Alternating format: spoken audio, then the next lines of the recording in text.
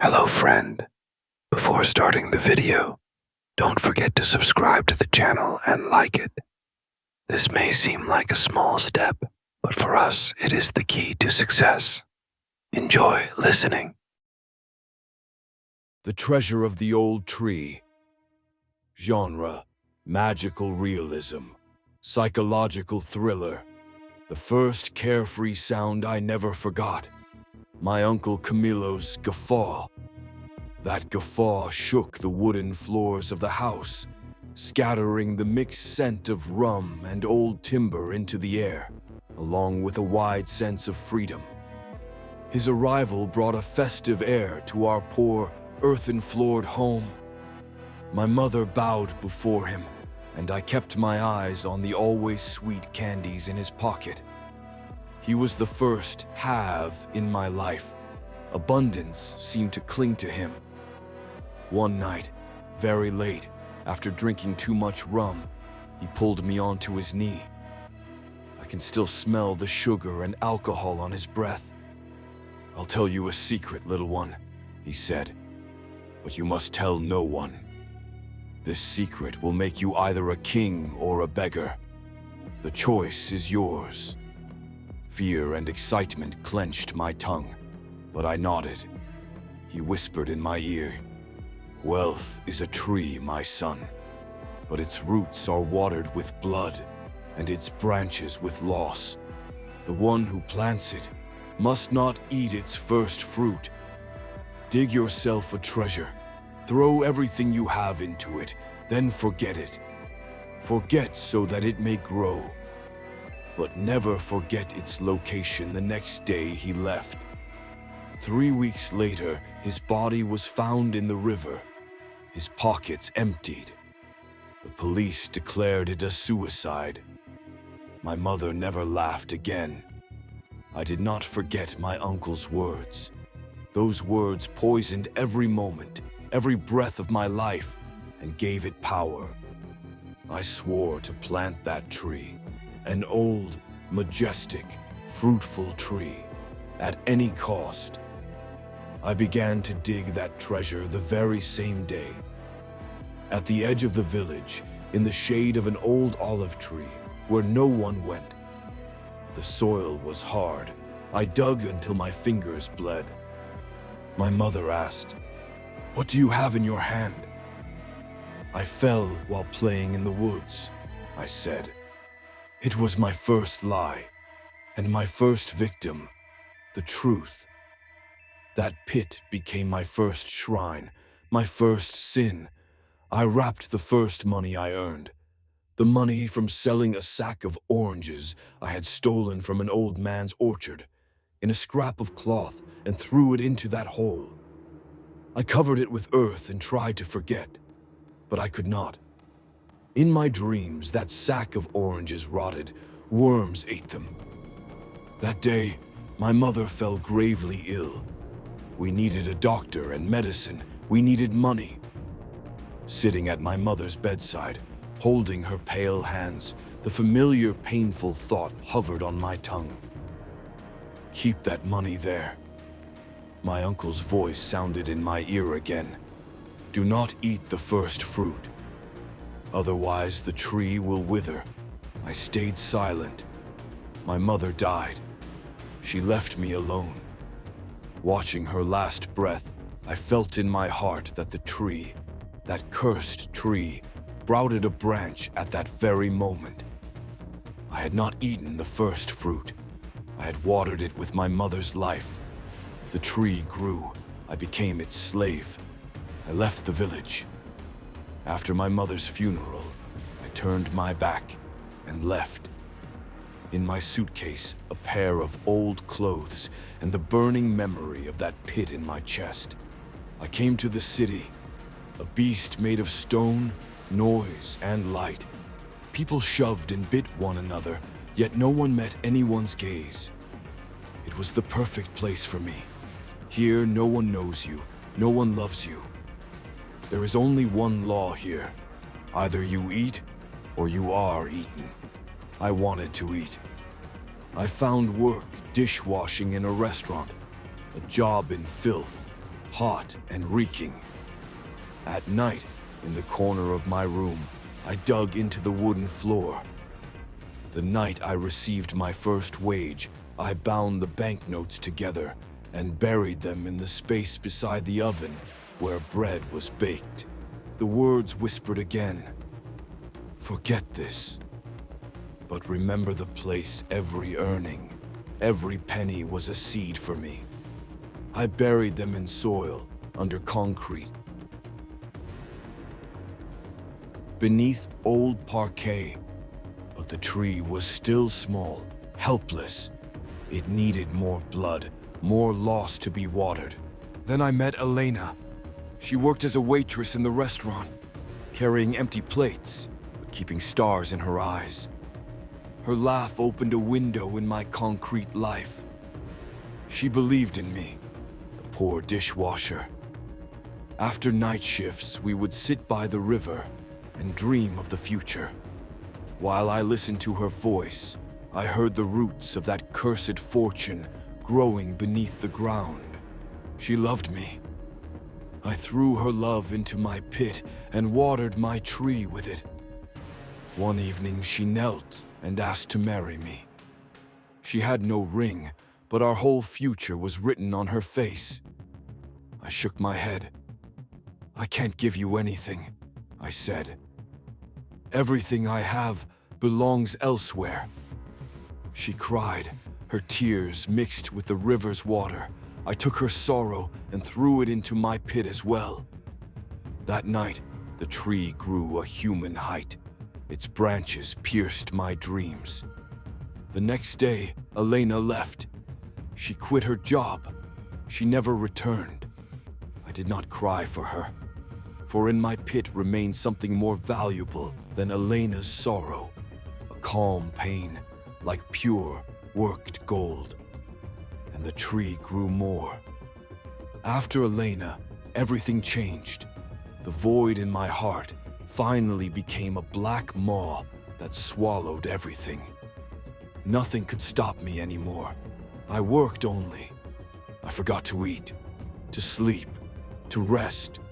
I only earned, and everything I earned, I threw into the pit. If only one day a voice would come from that pit, a rich, fresh, mocking voice. "Enough," said the voice. "Now it is time to speak with me." It emerged from beneath the concrete and took my hand, leading me into the street. For the first time, it taught me its rules. It was not merely a tree. It was a living, breathing being with an insatiable appetite. It gave me an address, an old, abandoned warehouse. "Buy this," it said. "If you need money, I will give it. But remember, everything has a price." My heart froze with dread, but my hand moved on its own and signed the papers to take out a loan. That day I understood that I was not its servant. I was a branch fed by its root. It was something far larger and far older than me. I bought the old warehouse. Inside it was full of dust, cobwebs, and the shadows of the past. In my eyes, it was already a bright, shining palace.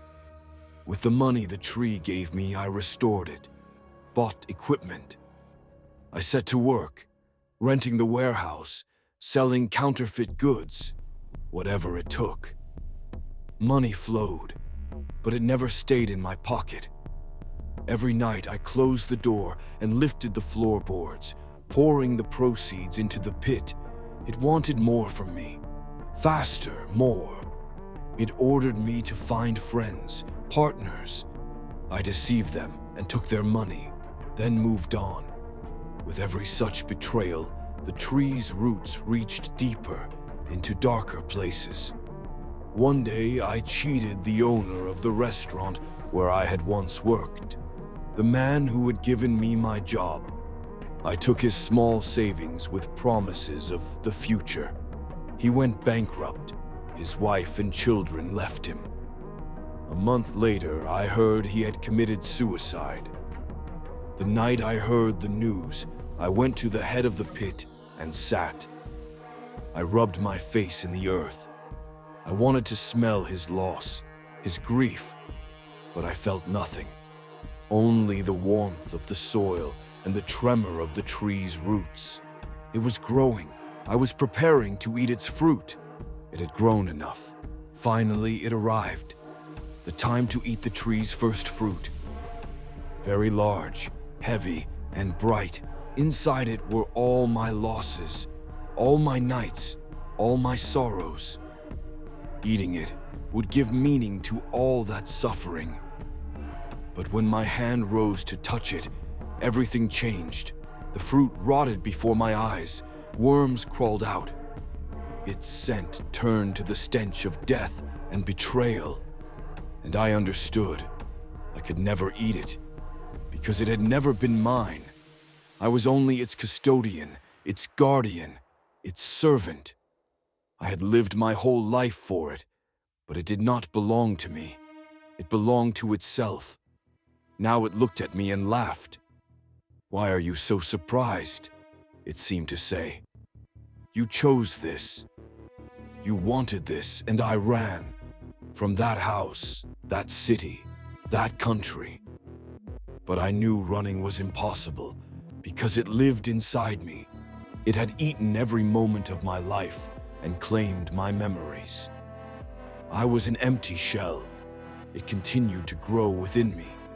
I ran to the ends of the earth, but it was with me, everywhere. I saw its roots under the ground. In every street, on every person's face, I saw its fruit. They were like me.